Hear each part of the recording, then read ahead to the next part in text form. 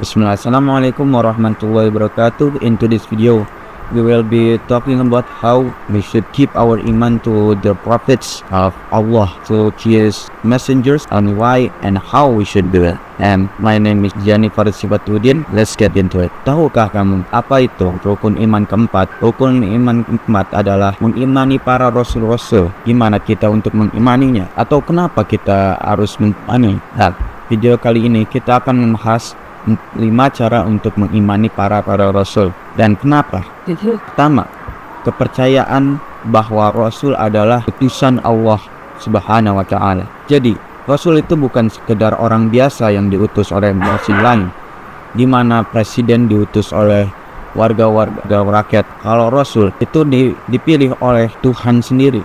Jadi kita tidak bisa menantang atau memilih siapa yang menjadi rasul atau siapa yang tidak. Dan bahkan Rasul pun tidak tahu dia bakalan menjadi Rasul. Jadi kita mempercayai Rasul itu menjadi satu-satunya messenger atau pemberi ajaran untuk mengikuti apa yang benar dan apa yang salah. Kedua, meyakini ajaran dibawa para Rasul. Jadi kita masuk dari situ ke ajaran-ajarannya. Apa saja ajaran yang kita dapatkan dari Rasul? Banyak sekali. Kita kalau ingin mengimani Rasul, kita harus mengikutinya, meladaninya, dan juga mempelajari kisah-kisah mereka, di mana Rasul itu tidak pernah sampai untuk memberi kebenaran untuk umat-umatnya. Kita juga tidak boleh capek untuk mempelajari apa yang mereka ajarkan kepada kita. Ketiga, percaya kepada seluruh Rasul Allah. Jadi Rasul itu kita tidak boleh mempercayai satu atau dua atau tiga mereka. Kita harus mempercayai semuanya utusan-utusan Allah yang disebut di dalam kisah-kisah Al-Quran ataupun bahkan di hadis.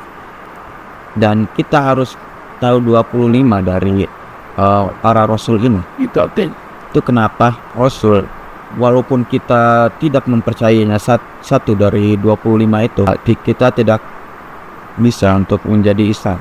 Karena Islam itu mempercayai semua yang kita kasih tahu oleh Rasul dan mengajarkan mereka. Kedua tadi, meyakini ajaran Rasul.